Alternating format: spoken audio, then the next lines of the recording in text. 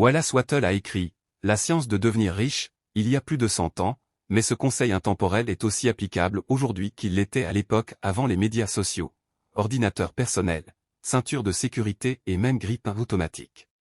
Wattles affirme avec audace ce qui suit à propos des conseils de ce livre. Tout homme ou femme qui fait cela deviendra certainement riche, car la science appliquée ici est une science exacte, et l'échec est impossible. Parlons de la barre haute. Comme si ça ne suffisait pas, Wattles déclare que c'est le seul livre dont vous avez besoin pour devenir riche. Je connais au moins un gars qui ne serait pas d'accord.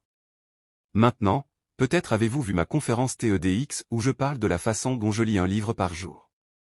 Pour l'instant, ignorons que Tai Lopez n'approuverait peut-être pas l'idée, et concentrons-nous plutôt sur la stratégie présentée par Wattles. Car cela a rendu d'innombrables personnes extrêmement riches au cours du siècle dernier. Point à retenir numéro 1, l'argent est un moyen de valeur. Wattles affirme que l'argent fait partie intégrante de toute l'expérience de la création de Dieu. Désirer de l'argent, c'est donc désirer davantage de ce qu'il a créé. Cela ne semble-t-il pas être une noble cause? Certains associent la quête de richesse à la cupidité et à l'égoïsme, mais selon Wattles, cela n'a rien à voir avec ça.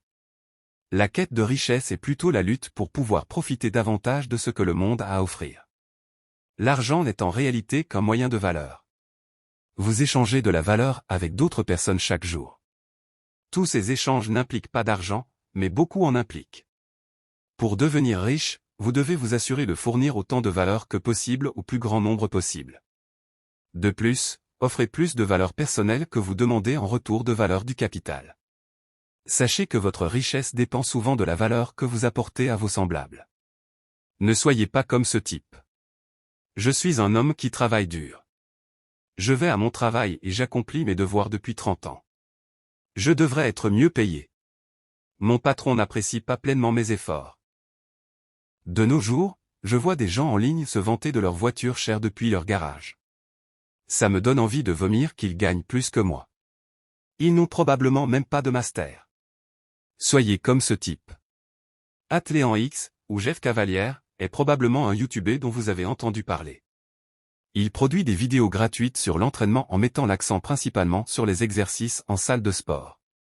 Je suis un grand fan de ce gars, car il présente une approche holistique de l'entraînement et de la santé. Il a offert une grande valeur à des millions de personnes dans le monde entier gratuitement, et aujourd'hui, il est riche.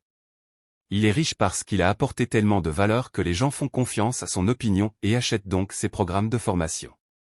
Ce type a fourni une valeur bien supérieure à la valeur du capital qu'il demandait en retour.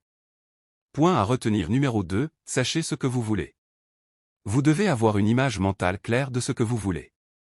On ne peut pas transmettre une idée au monde physique si on n'en a pas soi-même une. Si on envoyait un SMS à un ami, vous ne lui enverriez pas une série de mots au hasard en espérant qu'il comprenne le message.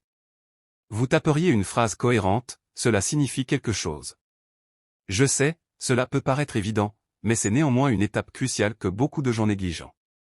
Vous devez avoir un objectif précis, une stratégie qui peut vous y amener, et rester concentré et fidèle à cette stratégie. Ne soyez pas comme ce type. Je veux devenir riche, je crois. Ou alors, ce serait cool avec un jet privé. Je vais devenir riche d'ici. En obtenant de bonnes notes à l'école.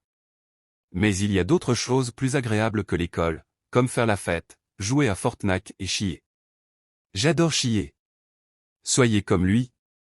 Warren Buffett est l'investisseur le plus prospère de tous les temps. Dès son plus jeune âge, il a annoncé à ses amis que s'il n'était pas millionnaire à 30 ans, il sauterait du plus haut immeuble d'Omaha. Sa stratégie pour atteindre son objectif était d'étudier l'art de l'investissement de valeur. Il savait que, pour approfondir ses compétences dans ce domaine, il avait besoin d'un très bon mentor. Il a donc proposé de travailler gratuitement sous la direction de Benjamin Graham, parfois surnommé « le père de l'investissement de valeur », une fois qu'il aurait obtenu son diplôme universitaire. Il est resté fidèle à sa stratégie d'étude de l'investissement de valeur tout au long de sa vie. Par exemple, il lit environ 500 pages de rapports annuels et trimestriels chaque jour. Point à retenir numéro 3, imaginez que vous l'avez déjà. Maintenant, lorsque vous avez une image mentale claire de ce que vous voulez accomplir, commencez à concrétiser cet état d'esprit. Votre subconscient entre en action et vous commencez à remarquer des choses dans votre vie quotidienne que vous ne faisiez pas auparavant. C'est presque comme si vous receviez des idées géniales de l'extérieur. Wattel appelle cela l'intelligence infinie. Soyez prudent quant aux informations médiatiques que vous consommez quotidiennement. Évitez les contraires. Ils ne feraient que vous affecter en la mauvaise direction. Par conséquent, oubliez toute information sur la pauvreté. Pour être en bonne santé, il ne faut pas étudier la maladie. Pour devenir un bon mari, vous ne devriez pas étudier le divorce. Pour devenir un grand investisseur, vous ne devriez pas étudier les faillites personnelles.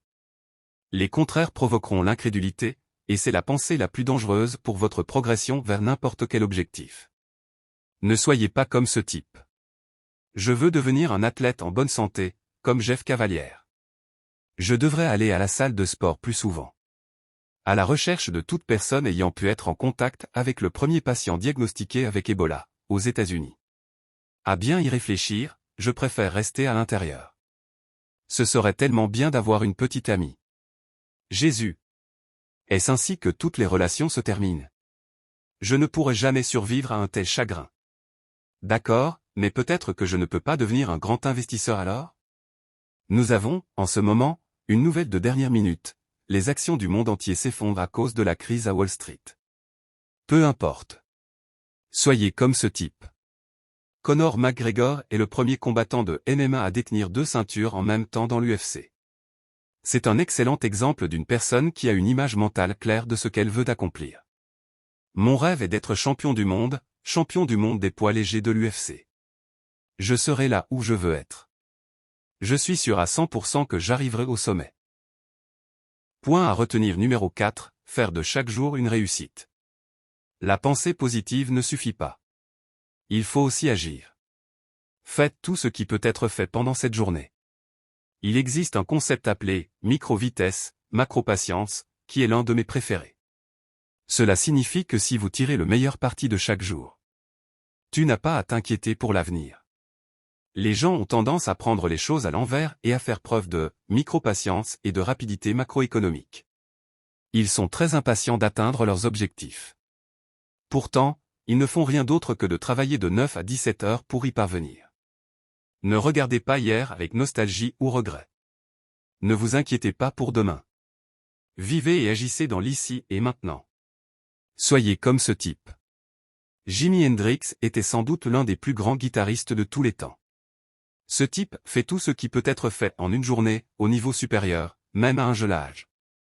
Hendrix venait d'une famille pauvre et a été obligé de jouer sur un ballet et un ukulélé à une corde avant d'avoir sa première guitare. Une fois qu'il a eu sa première vraie guitare, il était presque impossible de les séparer.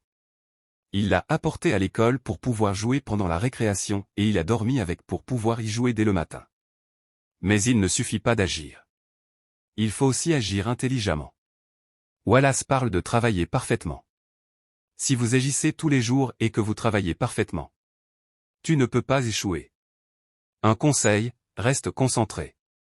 Si vous voulez être un grand investisseur, il peut être judicieux d'apprendre d'abord les bases de chaque domaine pour comprendre lequel vous trouvez le plus intéressant, ou le plus rentable. Après cela, vous devez commencer à vous concentrer sur un seul domaine et en devenir le maître. Point à retenir numéro 5, privilégiez la création plutôt que la concurrence. Tout n'est pas un jeu à somme nulle. La bourse, c'est sûr, et l'entrepreneuriat ne l'est pas non plus. La clé pour arrêter de rivaliser avec tout le monde est l'innovation. Faites quelque chose de nouveau ou de différent de ce qui a été fait auparavant. Trouvez une nouvelle stratégie d'investissement ou démarrez une entreprise qui fournit un nouveau service à un nouveau segment de marché. Il existe un excellent livre sur la deuxième option intitulé Blue Ocean Strategy, auquel je ferai un lien dans la description. Un autre conseil qui ressemble beaucoup à celui-ci est que vous devriez vous concentrer sur quelque chose que vous faites très bien. La raison pour laquelle je dis que cela est lié à la création et à la compétition, c'est parce que c'est très difficile. Sinon impossible, d'être créateur dans un domaine dans lequel on est inexpérimenté. Sans expérience, vous finirez par faire ce que tout le monde fait et, en cela, vous commencerez à rivaliser avec eux. Ne soyez pas comme ce type. J'ai une excellente idée d'entreprise, je vais ouvrir une franchise de hamburgers et vendre de la nourriture à emporter. Le prix sera dans le segment moyen, afin que tout le monde puisse se permettre d'acheter de la nourriture chez nous. Les clients doivent avant tout être servis rapidement.